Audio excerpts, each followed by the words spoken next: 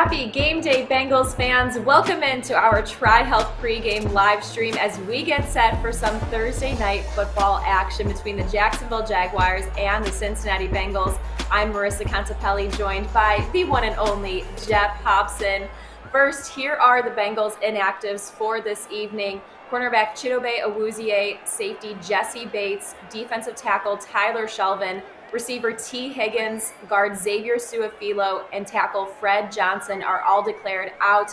They are inactive for this game. I mean, Geoff, the two big names on there in the secondary, Awuzie and Bates, how are the Bengals going to handle being a little shorthanded tonight?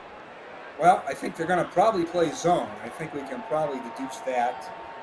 Won't see as much man, and I guess they'll try to they'll patch it together. It's like Lapp was just talking on the radio. I think it's going to be interesting to me to see what corner they might press into service there in nickel. Could it be Jalen Davis? Could we see Mike Hilton play a little safety? But I think, Wilson probably gets the start. That'll be his third start of his career in 5 years. Not, it's something that he doesn't do. It's not his strength. So, I know, as a guy I'm always interested in seeing is Trayvon Henderson. Because whenever he plays in the preseason, he does something. He gets his hand on the ball. He makes a tackle. He's got he's got some interceptions. I'd be kind of interesting to see what he does if he get in. Well, and another guy we should have out there is Trey Wayne. We're expecting him to make his Bengals debut tonight. He's back and recovered from that hamstring. I mean, Geoff, this is a debut I think a lot of fans have been long awaiting. Hello, welcome back. Go play 65 snaps or whatever it is. That would be the interesting thing. And you're right, Marisa. We've been waiting for this ever since the guy signed. I mean, it seems like he signed almost back there when the 1981 team went to the Super Bowl. It seems so long ago. But remember, he signed that 3-year, $42 million deal. You remember why they signed him. The guy was the 11th pick in the draft in 2015, and he was playing at a near Pro Bowl level in some stretches of his time in Minnesota. So he's long, he's lean, he's the kind of guy, he's got the kind of build you want back there. Trained under Mike Zimmer. I think his mentor was Terrence Newman, who's a guy that Bengals fans know. So it's going to be interesting to see that guy coming back in the nick of time, by the way, too, with Awuzie. He really is. And when, Geoff, you look at this Bengals defense as a whole, I think they surprised a lot of people through the first 3 weeks. They're playing at a pretty high level. 36 quarterback pressures is one of the tops in the league. When you look at, what the Bengals front has, Carlos Hyde is inactive for Jacksonville, which means it should be the James Robinson show. But this defensive line, they've done a really nice job of limiting rushers. I mean, we saw what they did against Dalvin Cook and then David Montgomery. Yeah, you're right, Marisa. I mean, the previous 3 seasons, what it was. I mean, they were just awful against the run. They gave up the most yards in the league combined in the last 3 years. And this is what the 2020 and 2021 off seasons were about. The reason they spent nearly $230 million on that defense in the last 2 years, committed money.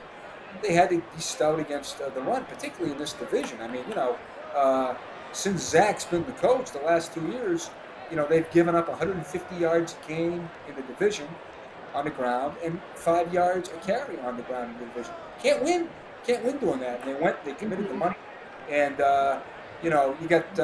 I think clearly that front four. You hear Lou Anarumo talk about it. It's nice.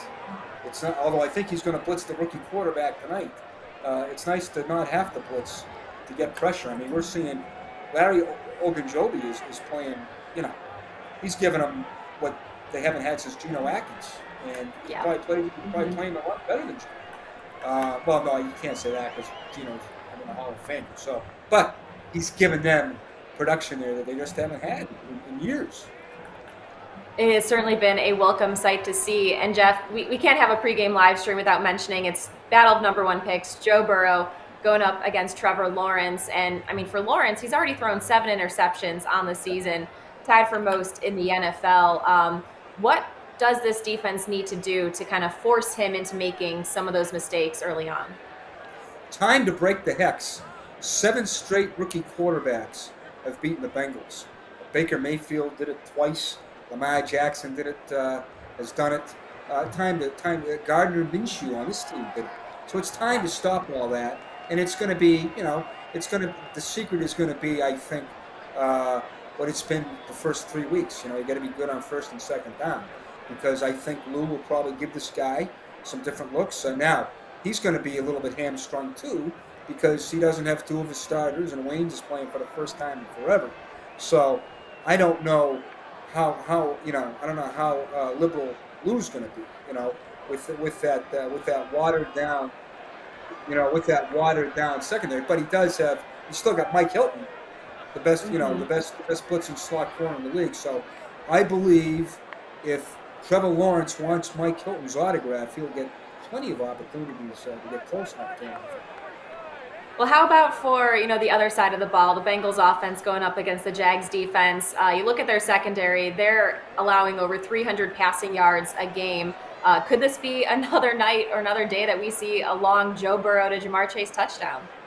Well, let's not get tempted now. I know if you look at the numbers, Jacksonville has had trouble with the pass. As you said, Marisa, you're exactly right. They're allowing 70% of the passes completed on them. The pass rating against them is 111. So yeah, it looks like they can make hay in the pass game. But let's remember how the Bengals got to 2-1.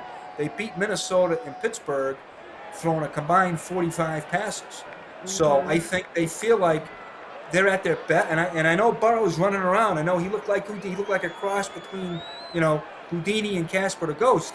But you can't get him hurt. The offensive line is still evolving, and I think Zach is committed to getting this thing balanced. So while I think there are some big plays out there to be made, as AJ Green showed last Sunday in Jacksonville.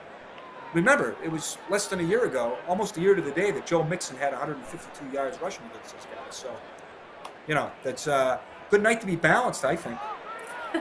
You are absolutely right. I'm glad you mentioned that. Joe Dean went crazy last year, 181 total yards, 3 total touchdowns. The offensive line, though, didn't allow a sack against Pittsburgh. Let's hope they can continue that momentum into Thursday night against Jacksonville. Kickoff is coming up at 8:20 on NFL Network. You can also listen in to Dan Horde and Dave Lapham on the Bengals Radio Network. For Geoff Hobson, I'm Marisa Contipelli. Thanks for tuning in to our TriHealth pregame live stream.